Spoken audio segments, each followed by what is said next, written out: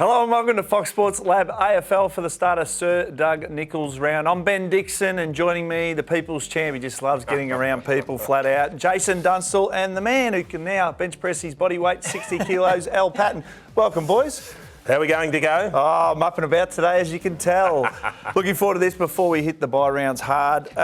Chief, the biggest thing right now is Indigenous round. How good are these jumpers that the players are designing? They look outstanding, don't they? And this is where we see some real creativity come into them. It's actually good when players have the input and understand the stories they're telling through these jumpers. And I don't know about you, Al, but I'll watch the Sir Doug Nicholls round, and there'll be one or two jumpers I just fall in love with that are so much better than the others for whatever reason. Yeah, no, fantastic. And yeah, you sort of think, well, maybe they could wear these every week, and then next year they come up with another brilliant one. So yeah, it's great part of the game, I think. And speaking of one of the biggest Indigenous players we've ever seen in the best is Buddy Franklin. He's been the talking point all week.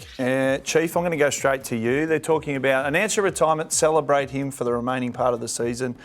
We find out that Buddy's not in the form he's in. Where do you see him right now? I can't believe people are starting to knock Bud. We're talking about a guy in his 19th season who's not far off playing game number 350. He's not far off moving into number 4 on the all-time goals, and people want to knock him because he's not playing the way he did when he was mid-20s. Yeah. I mean, let's understand what we've got here. We've got one of the legends of the game that we get to enjoy for I don't know how much longer. But I'm going to savour every game. And yes, what does he average? 3 goals a game throughout his career. He's down to 1.2 goals. But the importance that he actually has for the Sydney Swans, particularly at the moment, if you've got McDonald and you've got a Marty out of the side, people are saying play him up the ground. Well, he's missed a heap of footy. He had an interrupted pre-season. They need him in the forward line. And it's not just what he's doing himself. It's the pressure that he takes off everyone else because all the attention's on Bud. If they could get a lift out of Isaac Heaney, it'd be a little bit of a load off Bud's shoulder, I reckon. And I mean, with all due respect to Hayden McLean, he's not going to carry the forward line either. So they desperately need him at the moment. The fans have been spoiled, haven't they? A man who's been kicking, averaging 9 shots a goal a game for his whole career. Al, John Longmire, Chief just said it then, he needs to fire up forward or, lift that forward line because no one else is doing it. But do you see another role that John can play him in?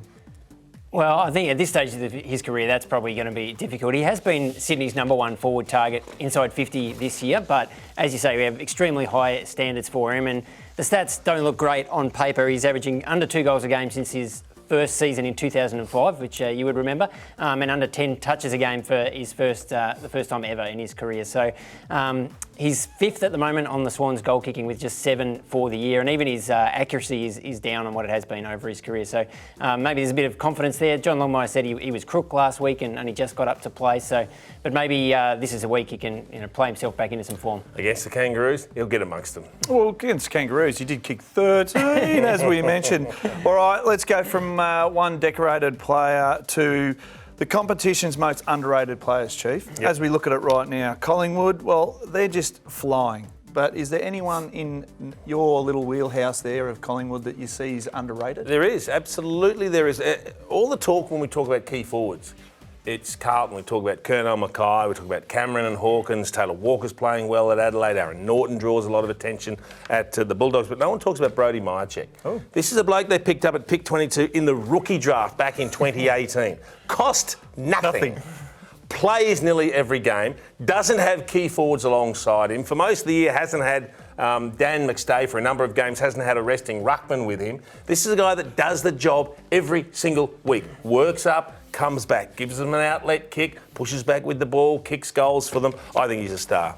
Yeah, doesn't get the pay packet of maybe some of his teammates, but he's been their leading goal kicker 4 years in a row, and his kicking for goal accuracy is 63%, which we mentioned Buddy's at 39. So, yeah, when he gets his chances, he takes them more often than not. Can't believe I'm going to say this, Al, but you've got an unsung hero, and he's a defender at Richmond. Ooh. Yeah, well, I just think he's started to get a little bit of notice this week with the job that he did on Jeremy Cameron last week. Nathan Broad, I'm talking about, held Jez at a 1 goal, which is his fewest in a game this year. And you just look at the Richmond results this year. The 4 games that Broad was out suspended, Richmond lost all of them. Yep. And when he's been playing, they've won 3 and had a draw. So Obviously he's very versatile, can play on talls and smalls, and the thing that the Tigers will be working hard on is that he's out of contract and he's a WA boy, so I think there'll be some interest in him. And Brisbane, Chief, got a lot of stars, but Brandon Starcevic, the defender off half-back, you love what he's doing. Well, he does a job on a good player every week, and whether it's a small or a mid, he can play on your Dustin Martins and these type of players. He can play on the dangerous small forwards. He can play taller than he has to play. I just love him because he's another one that does the job every week, and people don't talk about him enough.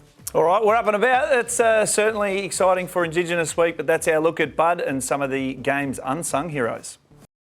You know it's a better betting app when you've got stats and insights for every major game and race. Plus expert opinions from the best minds in the game, all in the palm of your hand. That's better. Your chances are you're about to lose.